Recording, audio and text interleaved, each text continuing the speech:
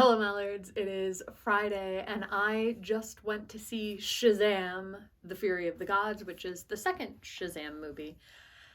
And it's interesting for me to talk about films like this because I don't know very much about the DC universe as a whole. And I certainly know out of all of the properties that are currently having films made about them, the absolute least about Shazam. My encounters with Shazam outside of these two films has been him being a character in the Young Justice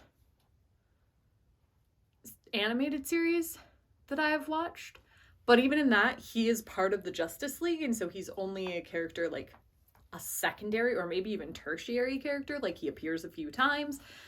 And that is the grand sum total of what I know about Shazam, which I think might be beneficial to me because I am just having a really good time watching these films. I had a fantastic time at the first one, and I had an even better time at this one. Like, this just looks like fun.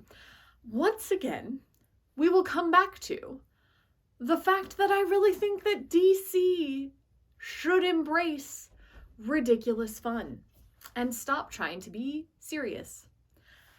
And the MCU does like a balance of those things. They have their like silly and fun films, and then their more serious dramatic films, and then they don't really have anything that's like particularly like Dark Knight, dark and gritty. I'm like, Batman can be dark and gritty, but he could also be absolutely ridiculous. And they've played the dark and gritty angle, which I think is fine, but I don't think that everybody needs to be there.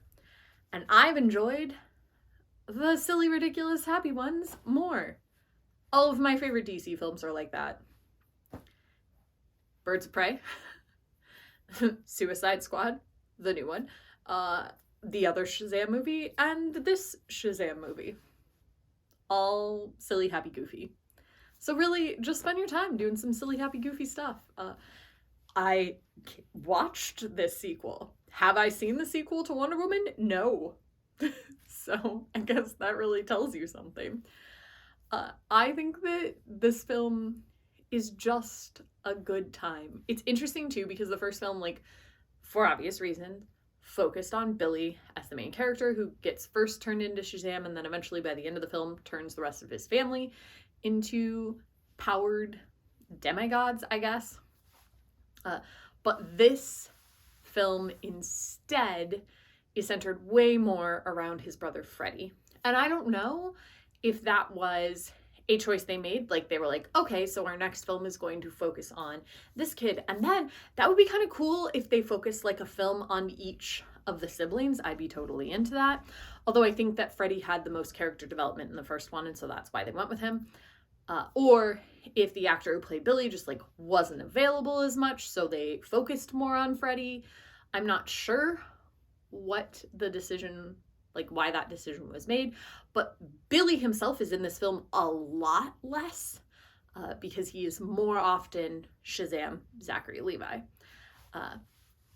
And so that was interesting, but I liked it. I think that, I'm a sucker for a slightly awkward, sarcastic kid, and that's exactly what Freddie is, so he's fun for me to watch. I enjoy him. And we're gonna be honest, this film has Helen Mirren and Lucy Liu as the villains, and really it doesn't get any better than that.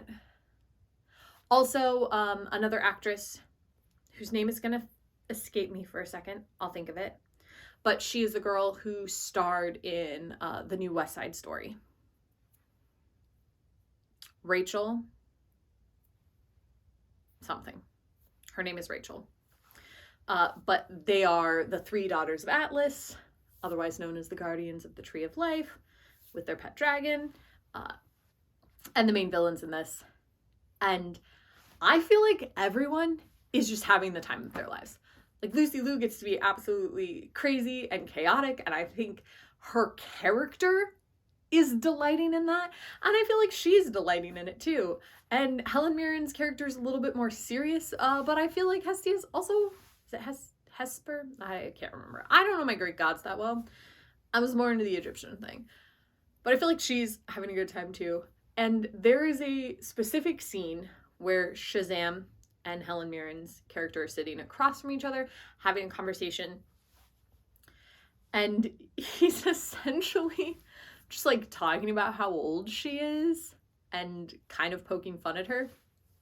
And I thought, wow, what a position to be in as Zachary Levi, where they're like, all right, so you're going to have a scene with the Helen Mirren where you're mostly going to be a complete goofball and then insult her for how old she looks. And I just think that everybody's having fun. Zachary Levi's clearly having the time of his life. I feel like all of the adults who play the Shazam family superheroes are having a really good time because you just get to be a kid. Like, you get to say things like kids would say them. You get to act like a kid. You get to play like a kid. Like, it's very, very much just like be a child and also a superhero. And every time it's fun. And I think that this film in particular also has some good conflict and drama, and it's a family story at heart, which is what I really enjoyed about the first Shazam, was the like family togetherness of it all. And so I'm glad that that continued, and it's just a great cast of characters, and it's just a lot of fun.